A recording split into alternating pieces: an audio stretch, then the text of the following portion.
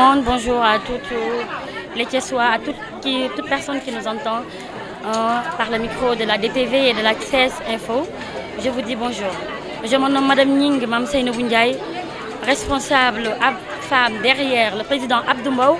chargée de la communication des femmes du président Abdou Mbow. Aujourd'hui, le samedi 17 juin 2017, on s'est réunis ici à Diamaguène pour commémorer notre conférence qui est notre première édition. La conférence des femmes organisée par les femmes qui sont derrière le président Abdou Mbow. À cette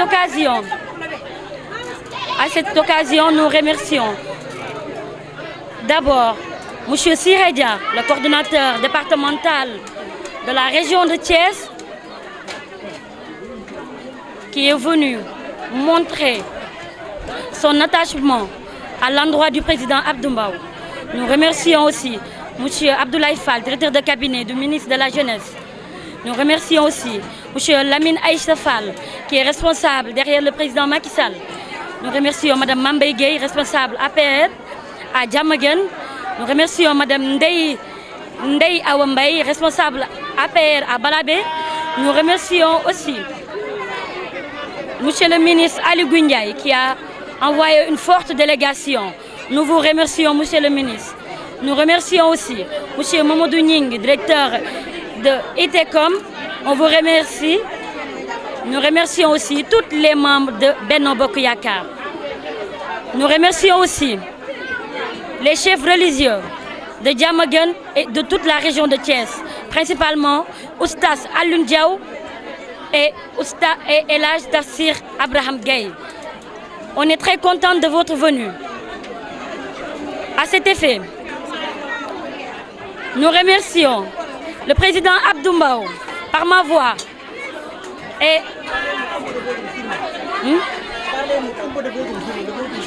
ci moom laa doon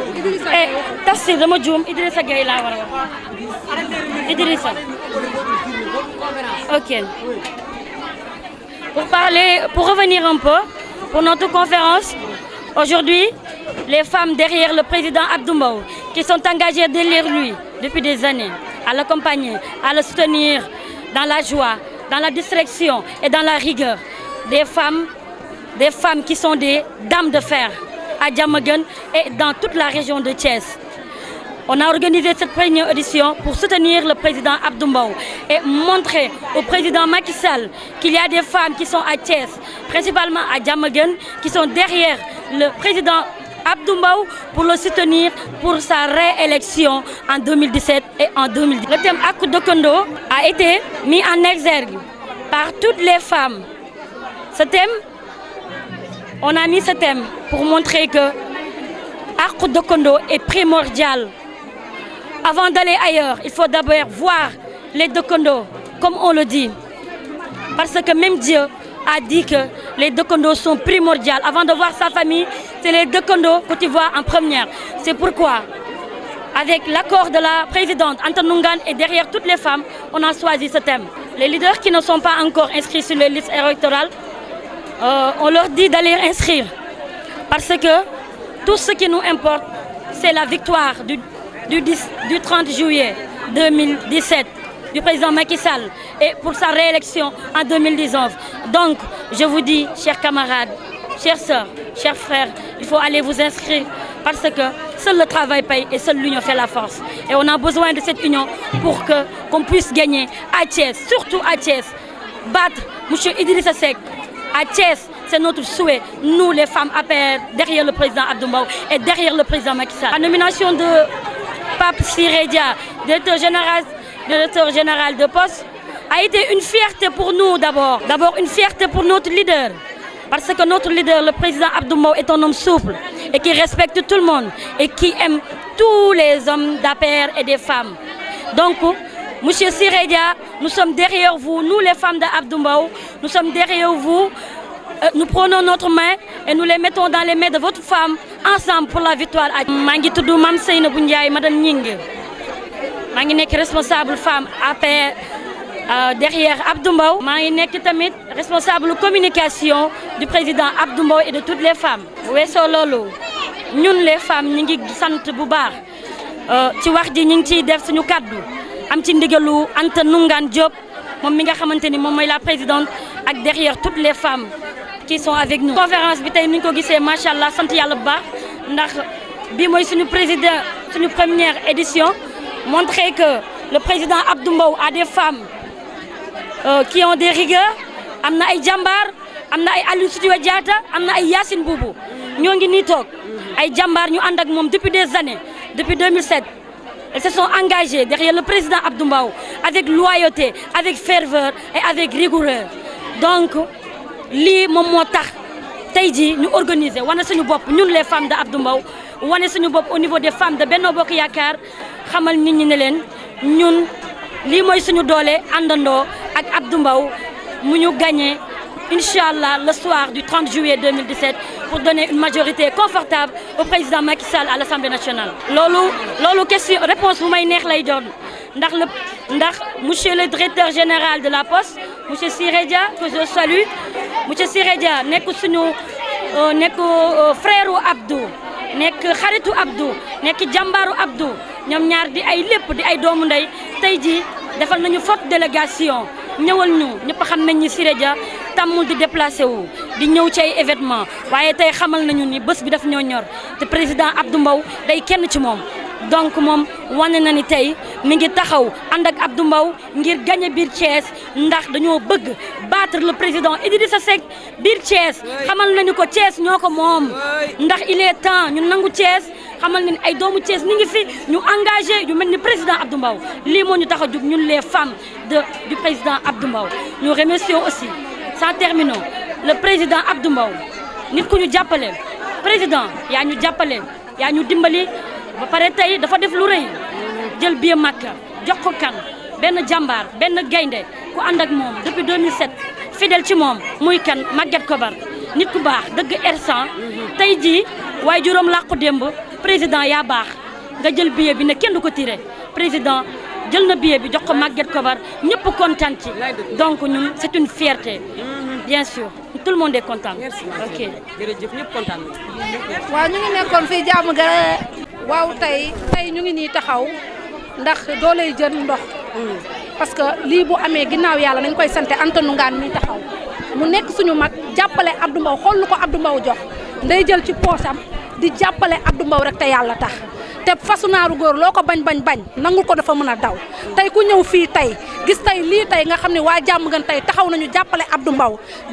Mbow mooy jàppale suñu bopp jàppale Abdou Mbow mooy jàppale sa gox te ñun ci loolu la ñuy dox ñuy ñaan ci yàlla bu ñu tolloo ci élection yi fii nii premier centre bi na ko Abdou Mbow gagné école jàmm gën ñu xam ne Abdou Mbow kat doomu Kees la te ku wàllu yaa nag dafa fekk sa dëkk tëggul kon yow Anta Nungane ñu ngi lay jox kàddu yow mi nga xam ne yow yaa ñu jiite yaay suñu mag te yaa jiitu fakastaloo kenn ñu ngi lay jox kàddu Anta Nungane. ngi leen di nuyu yéen ñëpp ci seen tur ak seen sant di gërëm ñëpp di rafetlu seen teewaay fii ci conférence bi di wax ne ñun jigéen waa Bokkoo Benn Yaakaar Abdou Mbow ñoo ngi gërëm ñëpp ñoo ngi sant ñëpp lii ñuy def defuñu ko lenn lu dul ànd rek booloo doon benn di jàppale suñu càmmiñ honorable député Abdou Mbow muy suñu rak di suñu xarit ku ñu mën a jàppale ku mën a sonn ci ñun Abdou ak ñun ci paasu Màkka yi Abdou ak ñun ci ku feebar mu faj la Abdou ak ñun ku am problème mu taxaw ku am ngénte mu ñëw ku am dëj mu soutenir la kon ñun mënuñoo def lu dul taxaw ci ginnaawam jàppale ko woo suñuy nit woo suñuy xarit woo suñuy rak woo suñuy am di jàmm ñëpp taxaw takku jàppale Abdou Mbow jëmale ko kanam di sant ñëpp gërëm ñëpp rek si boo mel na ci ñëwal wax ñoom man de salaamaaleykum lim ginnaaw ma sant yàlla di julli ci yonent bi rasulullah sallallahu alayhi wa sallam di ñaanal Abdou Mbow yàlla na ko yàlla may gudd fan moom ak ñu ngi sant ñëpp di sant mbooloo mi di sant dëkkandoo yi di sant ñëpp ñu ni wuy si rek ndax nag woote ñu wuy si la rek dafa neex loolu kenn amul fayam ñi ngi sant nag Abdou Mbow yàlla na ko sunu borom fayal ci barke yonent bu tedd bi ndax Abdou lu ñu taxaw mu taxaw ji Abdou nga ca biye Màkka ya Abdou nga ca dëj ya Abdou nga ca ngénte ya Abdou nga ca nit feebar mu faj la nit am jàqare mu dimbale la te yàlla tax yal na ko sunu borom jàppale ci barke yonent bu tedd bi ñi ngi ñaan àddina bee kees ak ñëpp nanu jàppale Abdou Mbow te yàlla tax ci barke yonent bi léegi bi may taxaw rek la ma ko Ndeye Mbow wax magam nee na ma santal ma Abdou foo loo wax rek maa la ko sant santal ma Abdou ay bokk ma ko jëkk a sant ndax nee nañ bu nit baaxee laaj leen ko mbokk ya nday Mbow nee na nañ sant Abdou bu baax nañ ko sant bu baax yal na ko yàlla may gudd fan jigéen ñi ko jàppale yal na leen yàlla may gudd fan ndax nag jàppale wuñu Abdou ay bokki Abdou la ñu jàppale ndax lu ci law rek dina leen teq yal na leen yàlla may gudd fan ñu ngi sant Anta Nungaan bu baax di sant nag Binta Fall ak ñoom rakki yéen ñëpp ak ñoom Aïda Sall ñoom ñëpp bàyyiwuñ leen yéen ñëpp jàpp ngeen ci ba mu baax yal na leen suñu borom taxaw ci barke Seydina Mohamed. mbokk yi maa ngi nuyu ku ci nekk sa tur ak sa sant di kontaan nag di kontaan bu baax a baax a baax di sant yàlla bu baax a baax man maay présidente organisation bi di ajaratu Binta Fall Abdou Mbow sama càmmiñ yóbbu ma Makka defal ma ay taranga bon nag organisation bi ma ànd ko ak sama staff bi ñii ñoo ma jàppale ci organisation bi ba lépp normal bon maa ngi leen di sant di leen gërëm yéen ñii mënu ma leen a fay ndax man rek mënu maa dem yéen a ma jàppale ci organisation bi gan loolu bi mu wéyee nag ñu jël suñu ngërëm lépp te ko si loxo Anta Nungaan suñu présidente parce que moom moo jiitu ñu topp si ginnaawam ba lu ñu def dañuy jël nuyoo bi ak ngërëm lépp teg ko si loxo Anta mu jàllaleel ñu ko joxal ñu ko Abdou Mbow ñuy gërëm waa jàmm gën gépp nag ndax fépp fu. maaleykum mbokk yi maa ngi leen di nuyu ci seen tur ak ci seen sant di remercier bépp personne bi fi ñëw parce que ñëw nañu. dama ma présenté wu. waaw salaamaaleykum mbokk yi man la Tëngu Gueye dëkk Thiès Ouest di la vice-présidente des femmes de Abdou Mbow di remercier bépp mbooloo bi fi nekk ci seen tur ak ci seen sant parce que ñëw nañu massivement jàppale ñu. ci suñu conférence bi di leen remercier boo xamante ni am na commencement mais amul fin ñu ñaan ñi koor gi yàlla bu mu nekk suñu mujjantalu koor yàlla may ñu gudd fan gu ànd ak jaamu yàlla kontaan nañoo vraiment di remercier femmes Abdou Mbow yi parce que elles sont braves mobiliser nañu dugg nañ ci kër yi woo nañu nit ñi ñu ngi ñëw nañu massivement di remercier aussi waa jàmm gën amuñu seen fay bàyyi nañu bépp liggéey bu ñu doon liggéey ñëw wuy suñu ci suñu bés bii te nit amul lu dul bésam kon sant nañ leen di leen jot. donc di wax ne dinañ ñëwaat jël kàddu pour sant ñi ñëw ñu war a jël kàddu yi jox leen kàddu way yi neex na trop ñi ngi sant suñu mbokk yi nga xam ne ñoo fi jóge léegi di sant Moustapha Baye mais dañu wax conférence lañu wax suñu dégloo yi nga xam ne ñooñu fi taxanoo ba pare jub nag jublu ci leneen li tax ñu jël kàddu dinañ jëlaat kàddu comme ni ma ko waxee sant suñu gan yi fi ñëw gërëm leen jigéen ñi dinañ ko def mais ñu nit dinañ ko def seen kàddu mais li tax ñu jël kàddu dañu bëgg a libérer suñu xarit suñu directeur général bi di Siré Dia parce que dafa am ay yeneen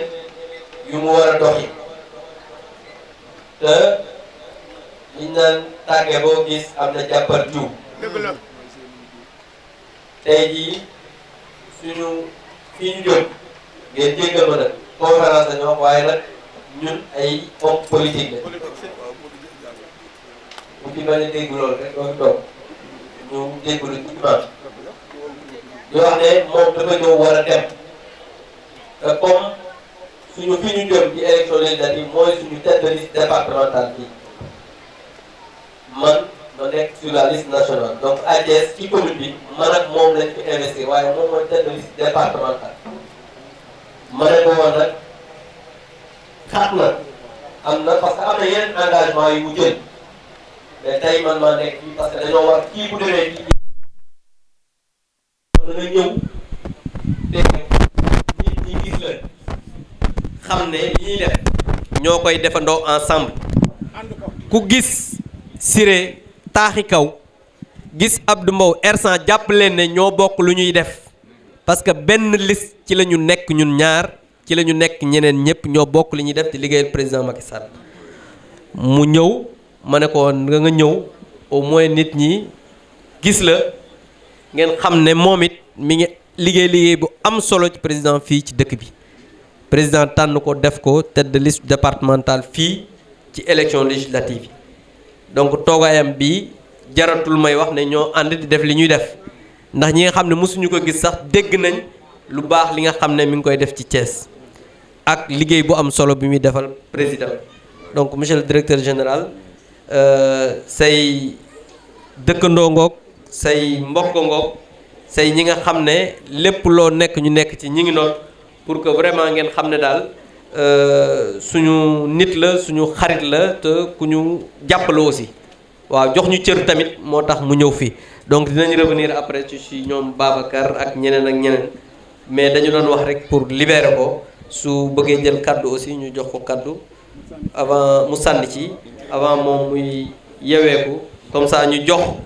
Oustaz Diaw suñu paree nag Cheikh yaa ngi jóg toogal bu ñu paree su ma paree ci kaddu bi Oustaz Diaw mooy jël après Cheikh nag mën ngaa jël ci intercalé avant Idrissa di jël nga mën a waxtaan mais bu ma paree moom Oustaz Diaw mooy jël wax su Oustaz Diaw paree mën ngaa jël nga waxtaan parce que waxtaan baax na aussi parce que roof yàqul jël donc su paree ñu jox Alaaji Idrissa mu waxtaan ñi nga xam ne ñoo nekk ci rox bi ñoom duudu ñoom it def seen mbir donc ñi ngi jox Siré mu waxtaan jarul introduction cher dégg nga donc ñu jox Siré non voilà baax na. mbooloo mi maa ngi nuyu ñëpp ci seen tur ak seen sant di profité ci occasion bi di leen balu àq ci weeru koor wi di baal ñëpp àq lu gàtt lay wax kàddu yu du lenn lu dul firndeel dëggal li Abdou wax léegi Abdou ñoo ànd ensemble muy sama rakk di sama xarit ñuy liggéeyal ndool le président Macky Sall donc ci loolu la ñu nekk moom ñëpp ci àddina bi ak Sénégal yëpp gis nañu taxawaayam ak côté du président Macky Sall donc bi ma yëgalee conférence bi ma leen lu ma jàppoon dinaa ko bàyyi ñëw teew au moins nit ñi gis ñu ensemble ñu xam ni diggante bi lu rafet rek moo ci nekk et on travaille ensemble en direction de législative di ñaan suñu borom ci kàttanam mu may ñu ndam au soir du 30 juillet donc di profiter occasion bi di ndokkeel jigéen ñi di leen féliciter parce que seen initiative bi parce que mënoon nañu organiser leneen mais conférence la ñu organiser dajale nit ñi pour ñu wax leen li leen yóbbu ci seen boroom delloo nit ñi seen diine xamal leen seen diine donc maa ngi leen di féliciter di leen remercier di remercier assistance bi fi toog yëpp di nuyu Babacar Fall di nuyu Idrissa Gaye sama xarit di nuyu Oustaz Diaw di nuyu suñu papa Alaaji Malick Mbaw di nuyu mbooloo mi yëpp ku lim da ngay jum nuyu naa ñëpp waaw ci xol bu sedd vraiment di leen gërëm di leen sant ne boo gisee bëriwuma li may génn ci mbooloo mais Abdou Mbow moo ma ko jaral moo tax ma génn ñëw toog jërëjëf merci. jërëjëf voilà donc dañuy jox Oustaz Diaw ma gunge directeur bu ko kenn gunge nag ñeneen ñi nga xam ne war nañ koo gunge après mën nañ maa xaar jarul ngeen koy gunge Cheikh bàyyi leen ma gunge ko mu dem ñu jox Oustaz Diaw mu waxtaan suñu paree nag ngeen léegi ñu jox Oustaz. jàkkaarloo yëpp ñuy ay nitu diine muy ay gor yoo xam ne dañuy séqante di waxante am na loo xam ne suñ demee ba bésab tey bii ñu woote am na lu tax ñu woote sama kàddu nag du ci gudd ndax li ko waral mooy xaaji Idrissa Gaye mii toog bu dee qaala Allahu qaala rasul rek doy na ci teyit nit du wedd boppam man ak moom ñoo bokkoon benn daara bu ñuy jànge al kon ñoom su ñëwee fekk si ma ci gox bi man dama koy dalal waak tey dem na fukki billet ak juróom benn 16 ca nag ren bokkugu ci tonissement yi nga wodd ci jàkka yi ak jàkka yi nga xam ne ñoom nga waxtaan ak président ñu war koo defaraat fii ci Thiès dinaa ko lim léegi juróom la président déranger na budget bi war naa dugg te lépp yow la boole koog nag nekk ci kanamam di ko wax lépp loo xam ni yoon wu rafet la wu koy jëme kanam. Abdou nit ku baax nga wax ko lu baax ci jaamu yàlla la bokk. li may faral di wax ni Thiès yàlla dogal na ñépp a bokk koo bokkalul ci deret ngeen bokk ca xaqiiqa. ma doon wax ci wàllu dëkkandoo yonent bi dafa wax Aba Zar ida tabaxta maraqatan fa aksir maaha soo toggatee ba mu ñor te mënoo tibbal say dëkkandoo na nga yokk ñeex mi ndax bu leen xet bi xeeñee te tibbaloo leen ci ba yowmal xiyaamee doo dugg àjjana. déggal waaw léegi nag dëkkandoo bi nga bokkal deret ngeen bokk benn kër kenn ku ne ber sa njël nga togg ba mu baax te sa doomu baay ba reerul yow nga reer te tibbaloo ko te ni jullit ka laysa al mu'min alladi yashba'u wa jaaruhu yonent bi nee na ku ñu ne jullit nga wax reer ba suur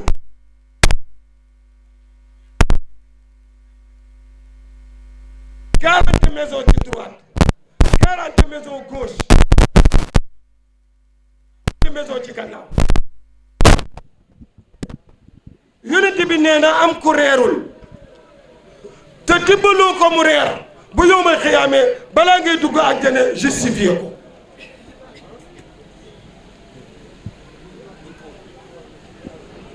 mbokk jullit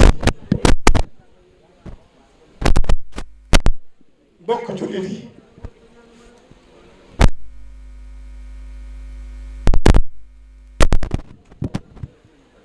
mbokk jullit yi nañu dellu si waat benn waay dafa dëkk ak benn dëkkandoo bi lakkal ko di ko teg fitna rek waa ji xëy dem ci yonent bi ni ko man diwa ngi may bëgg a rey yonent bi ni ko muñal mu delluwaat këram waay ji du ko bëgg a rey waay ji delluwaat ci yonent bi ni ko diwa ngi may bëgg a rey mayuma fu ma amee jàmm Omar ibnul Xataab yeewu génn këram ñu daje ci mbedd mi Omar xool ko ba seppali ko waaye nuyuwu ko Babacar xool ko waaye nuyuwu ko ñuy ñaadam jëm kër yonent bi ba ñu demee ba yëg Babacar toog Omar toog ku ne sëkk Babacar ni yonent bi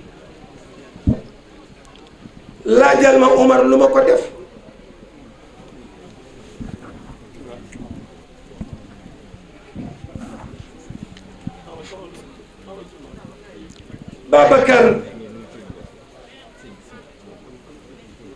Babacar ni Omar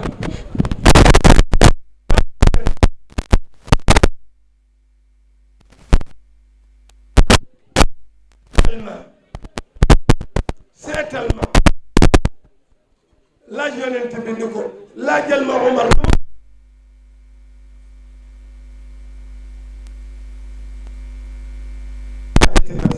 jërëjëf Mbacke mu ni ko nuyu waaye dama bëgg nga wax ma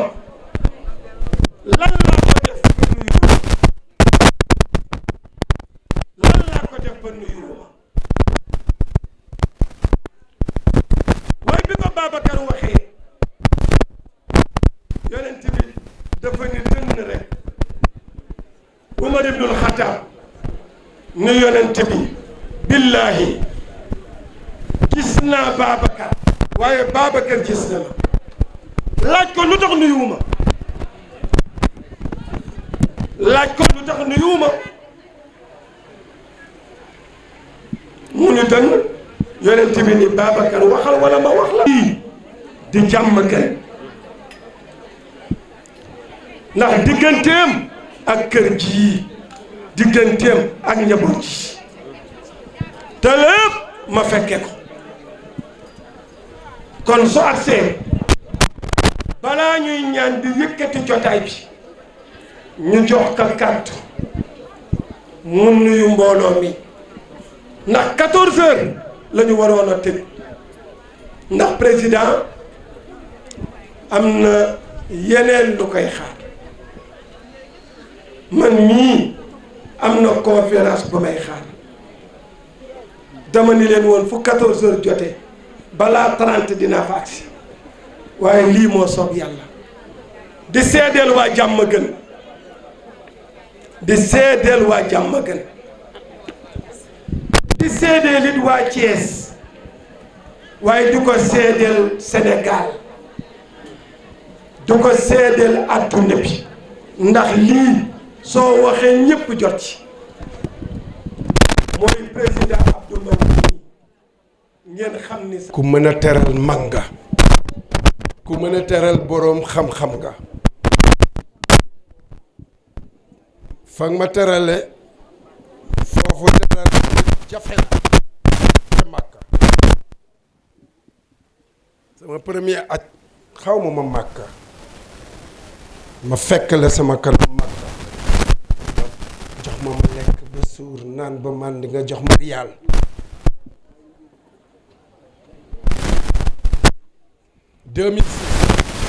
waaye teraanga du nëpp su ko defee mbooloo mi asalaamaaleykum wax ju gàtt la démb lañ ma indil carte bi ma xool ko ma gis carte bi am melokaan wu particulière bu doy waar mu mel ni conférence bu rax ci conférence yi la déedéet jërëjëf moom moo ma indil carte bi Adja mu mel ni conférence bu rax ci conférence yi déedéet nijaay Fall li tànt bi rëy rëy yëpp yaa fi sama ndey yaa ngi ci man di gay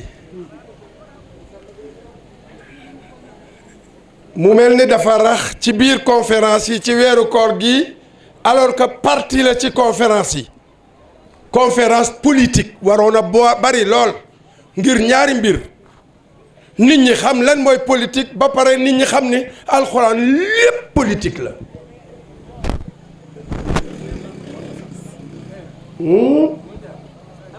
alxuraan lépp des propositions d'actes ay actes à poser la yàlla proposé ci alxuraan yëpp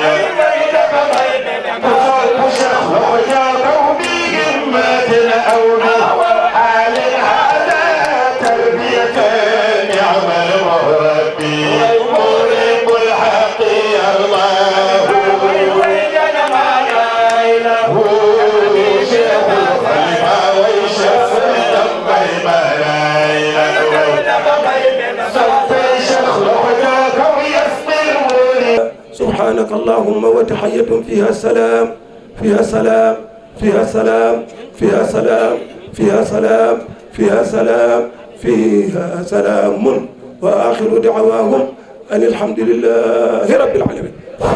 jàmm Sénégal